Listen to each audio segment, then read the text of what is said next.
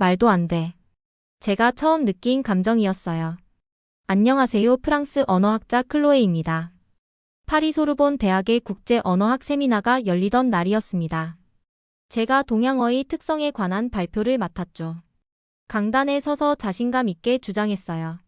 한국어의 말끝 흐림 현상은 언어의 효율성을 저해합니다. 또한 과도한 존댓말 구분은 의사소통에 불필요한 복잡성을 더할 뿐이죠. 청중들이 고개를 끄덕이는 모습에 더욱 확신을 가지고 말을 이어갔어요.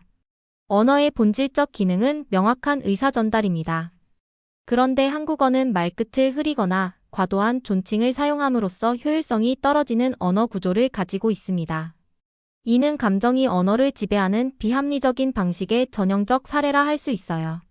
발표가 끝나고 동료 교수들은 제 분석에 찬사를 보냈어요. 몇몇은 다가와 정말 명쾌한 분석이었어요. 클로에라고 말했습니다. 집으로 돌아오자 16살 딸 마리가 거실 소파에 누워 태블릿으로 한국 드라마를 보고 있었어요. 작년부터 시작된 마리의 한국 문화 열풍은 날이 갈수록 더해져만 갔습니다. 처음엔 케이팝에 빠졌다가 이제는 드라마까지 넘어간 상태였죠. 오빠 정말 미안해요. 마리가 화면 속 배우의 대사를 따라하며 감탄했어요. 이 말투 너무 설레. 저는 부엌에서 차를 끓이며 눈을 굴렸습니다. 학문적 관점에서 보면 단순히 감정에 호소하는 언어 패턴에 불과한데 이렇게 열광하다니. 차를 들고 거실로 나와 마리 옆에 앉았어요. 하루 종일 그거 봐 약간 피곤한 목소리로 물었죠. 마리는 눈을 화면에서 떼지 않고 대답했습니다. 엄마 이 배우가 말하는 방식 좀 봐요. 같은 말이라도 끝에 뭔가 살짝 더해져서 전혀 다른 느낌이 되는 거 있죠. 프랑스어론 표현 못하는 그런 거. 저는 잠시 화면을 봤지만 거기서 언어적 가치를 찾기보단 학문적 편견이 먼저 작동했어요. 그냥 비효율적인 언어 구조일 뿐이야. 실제 의미 전달보다 감정 표현에 치중하는 거지. 마리는 제 말에 반박하려다 그냥 다시 드라마에 집중했습니다. 저는 한숨을 쉬며 생각했어요. 이런 비논리적인 언어에 왜 이렇게들 빠지는 거지? 제 머릿속에는 한국 문화에 대한 회의감과 언어적 편견이 강하게 자리 잡고 있었습니다. 언어는 효율성과 명확성을 기준으로 평가해야 한다는 학문적 틀에 저 자신이 갇혀 있었던 겁니다. 당시에 저는 언어가 단순한 의사소통 도구 이상의 무언가가 될 수 있다는 생각을 하지 못했죠. 그날 밤 연구실에서 다음 프로젝트 계획을 정리하면서도 마리의 말이 귓가에 맴돌았어요. 같은 말이라도 끝에 뭔가 살짝 더해져서. 잠시 생각에 잠겼다가 고개를 절레절레 흔들며 다시 업무에 집중했죠. 제 편견은 아직 견고했습니다. 새로운 연구 프로젝트로 라오스 북부 고산지대의 소수 언어 실태 조사를 시작했어요. 프랑스어권 국제연구기금을 받아 진행하는 이 작업은 사라져가는 소수민족 언어를 기록하고 분석하는 중요한 일이었습니다. 비엔티앙 공항에 도착한 뒤 작은 경비행기를 타고 북부 산악지대로 향했어요. 창문 밖으로 보이는 울창한 숲과 계단식 노는 마치 다른 세계로 들어가는 듯한 느낌을 주었습니다. 조사지에 도착하니 지역 대학에서 파견된 통역사 수안이 기다리고 있었어요. 클로에 교수님 만나서 반갑습니다. 라후족 마을까지 안내해 드릴게요. 수안은 유창한 영어로 인사했습니다. 짐을 정리하고 사륜구동 차량에 올라탔어요. 울퉁불퉁한 산길을 오르며 수안에게 라후족에 관해 물었죠. 이 지역에 얼마나 오래 살았나요? 수아는 운전대를 꽉 잡으며 대답했어요. 라후족은 수백 년 전부터 이 산맥을 따라 살아왔습니다. 다른 민족들과 달리 독특한 언어와 풍습을 간직하고 있죠. 2시간 가까운 여정 끝에 우리는 산 중턱에 자리 잡은 작은 마을에 도착했어요. 대나무와 목재로 지어진 고상식 가옥들이 안개 속에 자리 잡고 있었습니다. 마을 사람들이 모여 우리를 맞이했어요. 첫날은 마을 어른들과 인사를 나누고 연구 목적을 설명하는 시간이었습니다. 다음 날부터 본격적인 조사가 시작되었어요. 저는 녹음기와 노트북을 들고 마을 곳곳을 다니며 사람들의 대화를 기록했죠. 오후 물가에 모인 아이들의 놀이를 관찰하던 중 특이한 점을 발견했습니다. 아이들이 서로를 부를 때 말끝을 살짝 흐리는 특징이 있었어요. 리나야 한 소녀가 친구를 부르는 목소리가 귀에 들어왔습니다. 어딘가 익숙한 말투였어요. 처음엔 그냥 넘겼지만 계속 듣다 보니 자꾸만 귀에 남았죠. 마을 어른들 사이에서도 비슷한 패턴이 보였습니다. 특히 친밀감이나 애정을 표현할 때 말끝을 길게 느리는 경향이 뚜렷했어요. 수아에게 이 현상에 대해 물었죠. 저 말투 특별한 의미가 있나요? 말끝을 흐리는 것 같은데. 아, 그건 라후족의 친밀감 표현 방식이에요. 가까운 사이일수록 말끝을 부드럽게 흐립니다. 존경을 표현할 때는 또 다른 방식으로 말끝을 바꾸고요. 그 순간 마리가 드라마에서 보여주던 한국어 말투가 머릿속을 스쳤어요. 의미가 같아도 말끝에 따라 전혀 다른 뉘앙스를 전달하는 그 방식. 라후족의 말투와 묘하게 겹쳐지는 느낌이었습니다. 우연이겠지 닮은 말투쯤은 있을 수도 있어. 저는 마음속으로 중얼거렸어요. 저녁에 숙소로 돌아와 노트북을 펴고 그날의 관찰 내용을 정리했습니다. 라후어의 말끝 변화에 관한 항목을 만들고 사례들을 기록했어요. 기록하면 할수록 한국어와의 유사성이 더욱 눈에 띄었습니다. 잠들기 전 마리에게 짧은 메시지를 보냈어요. 여기 아이들 말투가 네가 좋아하는 드라마 속 말투와 비슷해. 마리는 곧바로 답장을 보냈습니다. 진짜요? 어떡해요? 저는 잠시 망설이다 이렇게 썼어요. 말끝이 비슷해. 나중에 자세히 얘기해줄게. 메시지를 보내고 창밖을 바라봤습니다. 산속의 밤하늘은 파리에서는 볼 수 없는 수많은 별들로 가득했죠. 새로운 발견의 설렘과 함께 언어에 대한 제 고정관념이 조금씩 흔들리기 시작했어요. 라후족 마을에서의 조사가 2주째 접어들었습니다. 처음에 낯설음은 어느덧 익숙함으로 바뀌어가고 있었어요. 매일 아침 일어나 마을 사람들과 함께 식사하고 그들의 일상을 관찰하며 언어 데이터를 수집했죠. 오늘은 마을의 작은 명절이라고 했습니다. 해가 뜨기 전부터 사람들이 부산하게 움직이는 소리가 들렸어요. 숙소에서 나오니 마을 중앙 광장에 여러 음식들이 차려져 있었습니다. 오늘은 무슨 날인가요? 수아에게 물었어요. 조상님들을 기리는 날입니다. 1년에 4번 계절마다 한 번씩 조상님들께 제사를 지내고 마을 사람들이 함께 음식을 나눠 먹는 전통이 있어요. 그 말을 듣는 순간 마리가 보여줬던 한국 명절 다큐멘터리가 떠올랐습니다. 비슷한 시기에 비슷한 방식으로 제사를 지내는 모습이 겹쳐 보였어요. 잠시 후 마을 어른이 나와 의식을 시작했습니다. 그는 두 손을 모아 허리를 깊이 숙이며 조상들을 향해 절을 했어요. 사람들도 모두 따라하는데 그 모습이 한국의 전통적인 절하는 방식과 놀랍도록 유사했습니다. 음식도 마찬가지였어요. 찰밥을 주식으로 하고 발효된 야채 반찬들. 특히 콩을 발효시켜 만든 페이스트는 냄새만으로도 한국의 된장을 연상시켰습니다. 식사 중에 마을 노인 한 분이 제게 음식을 건네며 말했어요. 수완이 통역해 주었죠. 우리 조상들의 음식을 드셔보세요. 힘이 납니다. 그 따뜻한 말투와 정성스러운 손길에 갑자기 마음이 뭉클해졌어요. 그동안 언어학자로서 객관적 관찰자 역할만 하려 했는데 이 순간만큼은 그들 문화의 일부가 된 듯한 느낌이 들었습니다. 식사 후 아이들이 모여 전통 놀이를 시작했어요.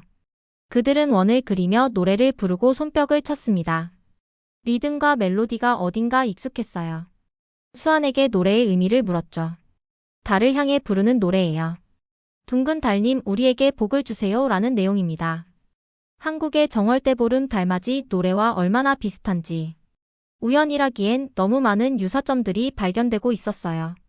저녁이 되자 마을 사람들은 큰 불을 피우고 주변에 모여 이야기를 나누기 시작했습니다. 불빛에 비친 그들의 얼굴은 따뜻했고 말투에는 정감이 넘쳤어요. 웃음소리와 대화 사이사이에 말끝을 살짝 느리거나 부드럽게 마무리하는 방식이 계속해서 제 귀에 들어왔습니다. 찰밥 발효 반찬 된장 비슷한 냄새 두 손 모아 절하는 방식. 이건 한국 시골 모습과 너무 비슷한데 저는 조용히 중얼거렸어요. 수완이 제 말을 들었는지 물었습니다. 뭐라고 하셨어요? 아, 아니에요. 그냥 여기 문화가 한국 문화와 놀랍도록 비슷하다고 생각했어요. 수아는 잠시 생각하다 말했죠. 실은 저도 그런 생각을 한 적 있습니다.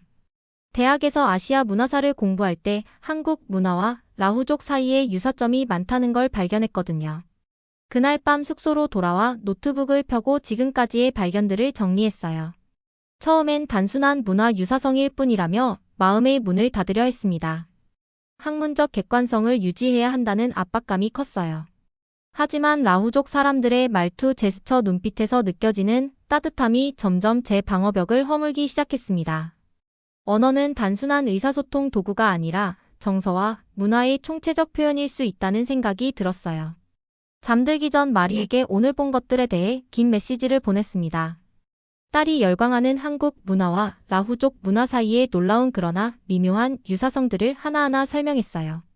그리고 마지막에 이렇게 덧붙였죠. 엄마가 조금 틀렸을지도 모르겠다. 네가 그토록 매력을 느끼는 그 언어와 문화에 내가 미쳐보지 못한 무언가가 있는 것 같아. 메시지를 보내고 창문을 열었어요. 산 위에서 불어오는 선선한 바람이 제 얼굴을 스쳤습니다. 오늘 느낀 문화적 충격과 함께 언어학자로서의 제 관점이 조금씩 변하고 있음을 느꼈어요. 마을에서의 생활이 한 달째로 접어들었습니다. 이제는 라후어의 기본적인 인사말과 간단한 대화를 할 수 있을 정도로 익숙해졌어요. 특히 말끝의 억양과 어미 변화에 주목하면서 그들의 언어 구조를 파악해 나가고 있었죠. 오늘은 마을에서 가장 연세가 많은 파탐 장로와의 인터뷰가 예정되어 있었습니다.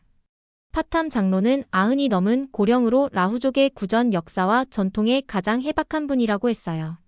장로의 집은 마을 가장 높은 곳에 위치해 있었습니다. 수안과 함께 오르막길을 천천히 올라갔어요. 도착하자 파탐 장로가 문 앞에서 우리를 기다리고 있었죠. 흰 수염이 가슴까지 내려온 그의 모습은 위엄이 넘쳤습니다. 어서 오십시오. 먼 곳에서 오신 손님 수안이 장로의 말을 통역해 주었어요. 집 안으로 들어가니 바닥에 돗자리가 깔려 있고 중앙에는 작은 화로가 놓여 있었습니다. 우리는 장로를 마주보고 앉았어요. 차 한 잔을 마신 후 본격적인 대화를 시작했죠. 라후족의 역사에 대해 들려주실 수 있을까요? 언제부터 이 지역에 살게 되었나요? 파탐 장로는 잠시 생각에 잠기더니 천천히 말을 이어갔습니다. 수안이 통역했어요. 우리 조상들은 눈이 많이 오는 나라에서 강을 따라 내려왔다고 합니다. 아주 오래전 큰 전쟁이 있었을 때 남쪽으로 이동해 이 산에 정착했죠. 그 말을 듣는 순간 직감적으로 한반도가 떠올랐습니다. 고구려 멸망 이후 남하한 유민들의 이주 경로. 산남 지역으로의 이동 학계에서 종종 논의되던 이론들이 머릿속에서 퍼즐처럼 맞춰지기 시작했어요. 혹시 그 북쪽 나라에 대한 더 자세한 이야기가 전해 내려오나요? 흥분을 감추지 못하고 물었죠. 파탐 장로는 고개를 끄덕였습니다. 우리 조상들은 말을 탔고 철로 된 갑옷을 입었다고 해요. 그들은 태양의 아들이라 불렸죠. 큰 성을 쌓고 살았는데 이웃 나라들과 전쟁을 많이 했다고 합니다. 고구려의 특징을 그대로 묘사하는 듯한 이야기였어요. 심장이 빠르게 뛰기 시작했죠. 그런 이야기가 언제부터 전해 내려왔나요? 저희 집안은 대대로 이야기꾼의 가문이었습니다. 10살이 되면 모든 아이들은 우리 조상의 이야기를 배워야 했어요. 제 할아버지에게서 배웠고 할아버지는 또 그의 할아버지에게서 배웠죠. 파탐 장로는 서랍에서 오래된 천조각을 꺼냈습니다. 그것은 손으로 수놓은 문양들로 가득했어요. 이것은 우리 조상들이 입었던 옷의 문양입니다. 대대로 이어져 내려온 것이죠. 문양을 자세히 보니 고구려 고분 벽화에서 볼 수 있는 패턴과 놀랍도록 유사했습니다. 기하학적 무늬와 자연을 형상화한 디자인은 분명 한반도 북부 지역의 예술 양식을 닮아 있었어요. 혹시 이 사람들 정말로 한국과 연결된 민족일까? 저는 생각에 잠겼죠. 인터뷰는 3시간 넘게 이어졌습니다. 파탐 장로는 라후족의 신화전설 관습에 대해 상세히 들려주었어요. 그 이야기들 속에서 저는 계속해서 한국 문화와의 연결고리를 발견할 수 있었습니다. 특히 흥미로웠던 것은 라후족의 창세 신화였어요. 하늘에서 내려온 신이 땅의 여신과 결합해 첫 인간을 탄생시켰다는 이야기는 한국의 단군 신화와 구조적으로 유사했습니다. 물론 세부적인 내용은 달랐지만 근본적인 이야기의 틀은 놀랍도록 비슷했어요. 인터뷰를 마치고 나오는 길에 저는 완전히 다른 사람이 된 듯한 느낌이었습니다. 학문적 호기심을 넘어 이제는 개인적인 사명감마저 느껴졌어요. 이 연결고리를 더 깊이 탐구해야 한다는 강한 충동이 일었죠. 수안에게 물었습니다. 당신도 이 이야기들이 한국의 역사와 연관이 있다고 생각하나요? 수안은 잠시 생각하더니 대답했어요. 저도 그런 가설을 들어본 적 있어요. 라오스 북부 소수민족 중 일부가 한반도에서 이주해 왔다는 학설이 있습니다. 하지만 아직 명확한 증거는 없죠. 숙소로 돌아와 노트북을 열고 오늘의 발견을 정리했어요. 그리고 동료 연구자들에게 이메일을 보내 고구려 유민의 남하 경로와 라후족의 이주 경로에 관한 자료를 요청했습니다. 창밖을 바라보며 생각했어요. 언어뿐만 아니라 역사적으로도 연결되어 있다면 이건 정말 중요한 발견이 될 수 있어. 마음속으로는 이미 확신이 들기 시작했습니다. 라후족과 한국의 연결고리는 단순한 우연이 아니라 역사적 사실일 가능성이 높았어요. 그리고 그 연결고리의 핵심에는 언어, 특히 말끝에 담긴 정서적 표현 방식이 있었죠. 파탐 장로와의 인터뷰 이후 저는 라후어의 언어 구조에 더욱 집중하기 시작했습니다. 특히 말끝의 변화와 그것이 전달하는 뉘앙스에 주목했어요. 매일 아침부터 저녁까지 마을 사람들의 대화를 녹음하고 분석했죠. 오늘은 마을의 시장날이었습니다.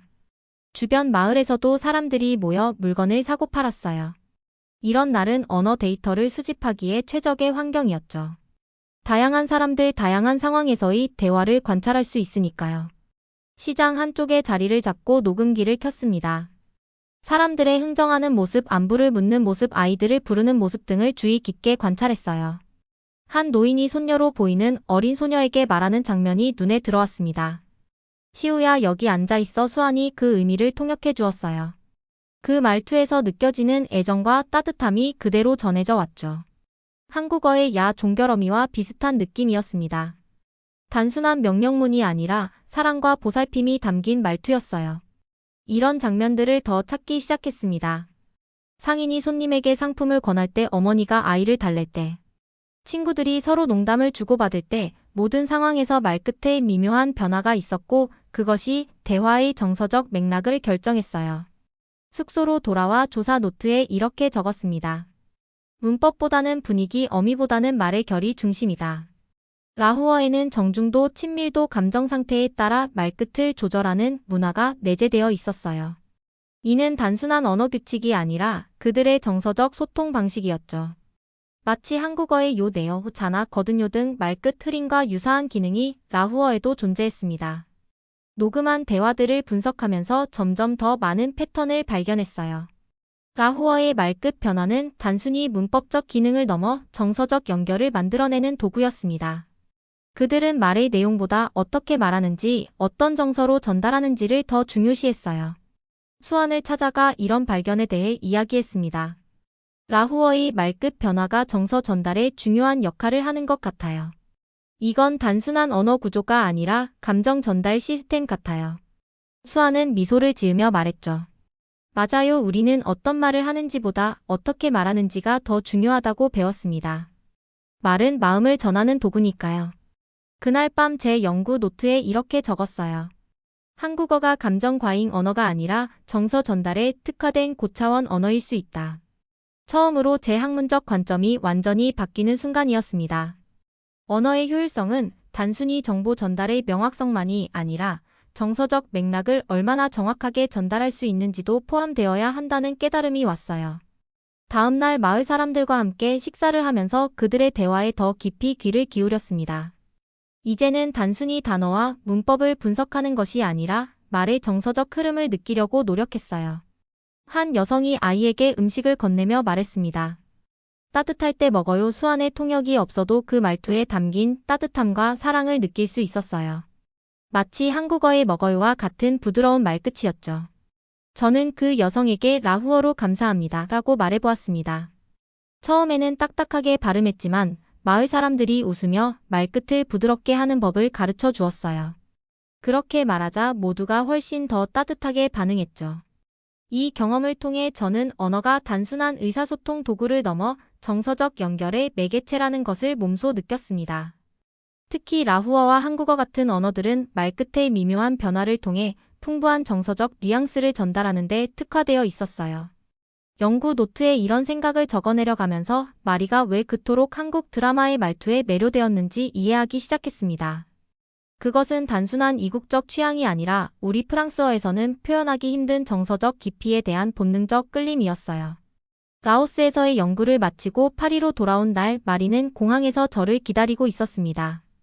서로 얼싸안는 순간 제가 딸에게 말했어요. 돌아왔어요. 마리는 눈을 동그랗게 뜨고 저를 바라봤습니다. 제가 늘 쓰던 딱딱한 말투가 아니라 끝을 살짝 느리는 말투로 인사했기 때문이죠. 엄마 지금 그거 한국어 말투 따라한 거예요? 마리가 놀란 표정으로 물었어요. 아니, 라후어 말투야. 근데 한국어랑 정말 비슷하더라. 제가 웃으며 대답했습니다. 집으로 돌아오는 길에 라오스에서의 발견들을 마리에게 들려주었어요. 라후족의 문화 말투 그리고 그들과 한국에 가능한 역사적 연결고리에 대해 마리는 눈을 반짝이며 제 이야기에 집중했죠. 엄마 그럼 이제 제가 왜 한국 드라마를 좋아하는지 이해해요. 저는 고개를 끄덕였습니다. 응, 이제 조금은 알 것 같아. 단순히 이국적인 취향이 아니라 그들의 언어에 담긴 독특한 정서적 깊이 때문이었구나. 집에 도착한 후 마리는 저를 소파로 이끌었어요. 지금 제가 보고 있는 드라마가 있는데 같이 한 편만 볼래요. 평소였다면 거절했겠지만 이번엔 달랐습니다. 그래 한번 보자. 마리가 틀어준 드라마는 한국의 가족 이야기였어요. 할머니가 손주에게 말하는 장면이 나왔죠. 춥지 이리 와요. 따뜻한 거 먹어요.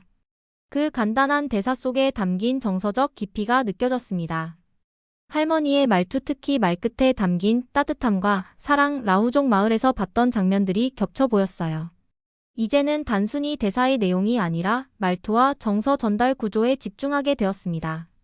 한국어의 말끝 변화가 만들어내는 미묘한 뉘앙스들 그것이 시청자에게 전달하는 감정적 파장들이 보이기 시작했어요. 드라마가 끝나고 마리와 함께 차를 마시면서 솔직하게 말했습니다. 한국어가 참 따뜻하더라. 마리는 활짝 웃으며 제 손을 꼭 잡았어요. 엄마가 그걸 알아주니 너무 기뻐요. 저도 처음엔 그냥 연예인들이 예뻐서 시작했는데 점점 그 말투에 빠져들었거든요. 뭔가 마음을 직접 건드리는 느낌이 있어요. 그 순간 오랫동안 학문적 편견으로 인해 멀어졌던 우리 사이의 거리가 자연스레 좁혀지는 것을 느꼈습니다. 딸의 관심사를 이해하게 되자 우리의 대화는 더욱 깊어졌어요. 다음 날 아침 연구실로 돌아가 라오스에서 수집한 모든 데이터를 정리하기 시작했습니다. 녹음된 대화들, 노트, 사진들을 체계적으로 분류했어요. 그리고 새로운 논문의 제목을 생각했죠. 말끝에서 흐르는 정서 라후족과 한국어의 비교 연구. 이제 저는 언어의 가치를 단순한 의사 전달 수단이 아닌 정서 구조로서 해석하기 시작했습니다. 언어학의 새로운 지평이 눈앞에 펼쳐지는 듯 했어요.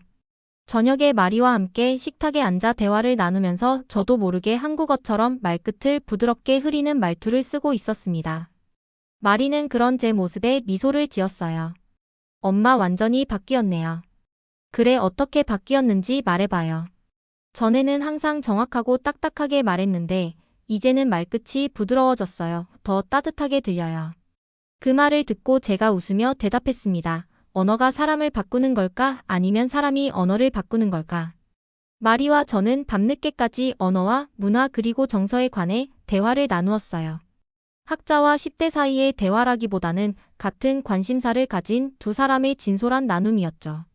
파리 언어학회 연례 학술대회가 열리는 날이었습니다.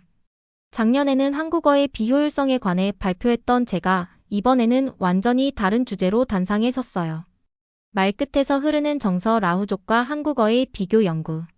청중들 앞에 서서 라오스에서의 발견들을 하나하나 설명했습니다.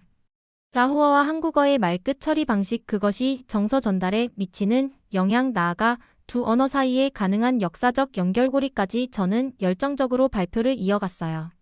언어학에서 우리는 너무 오랫동안 효율성과 명확성만을 강조해왔습니다. 하지만 라후어와 한국어에서 발견한 것은 언어의 또 다른 중요한 기능 정서적 연결의 깊이를 만들어내는 능력입니다.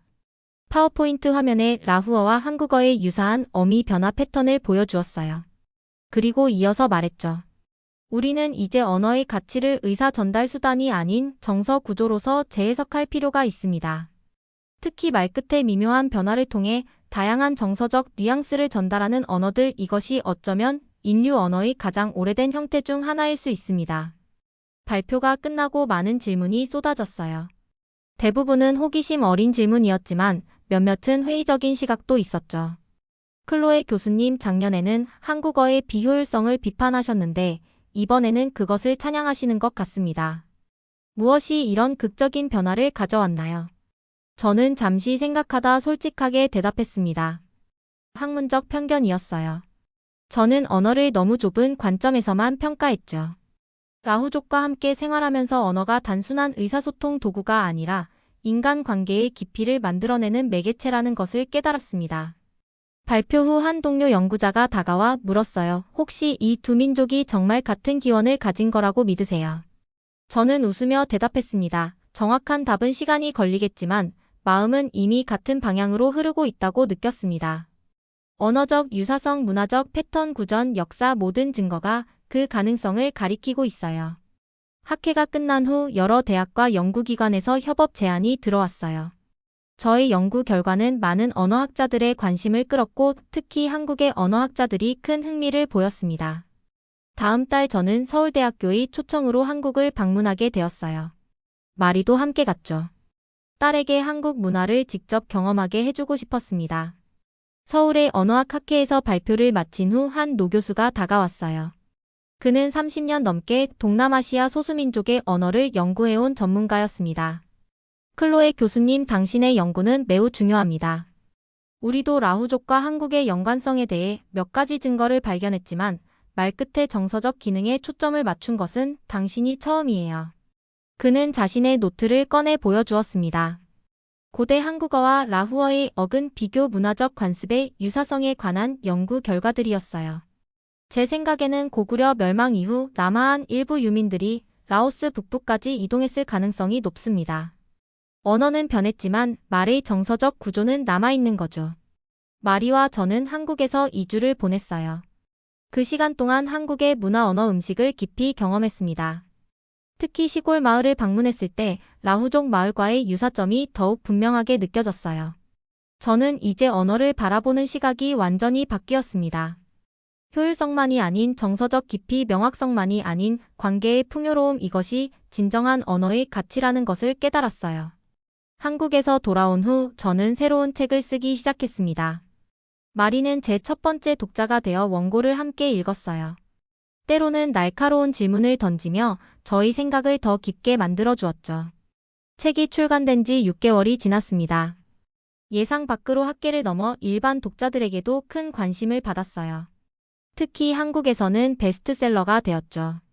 외국인 학자가 발견한 한국어의 아름다움이라는 부제로 번역되어 출간되었습니다. 오늘은 마리의 17번째 생일이었어요. 특별한 선물을 준비했죠. 바로 파리의 한 작은 한식당에서의 저녁 식사였습니다.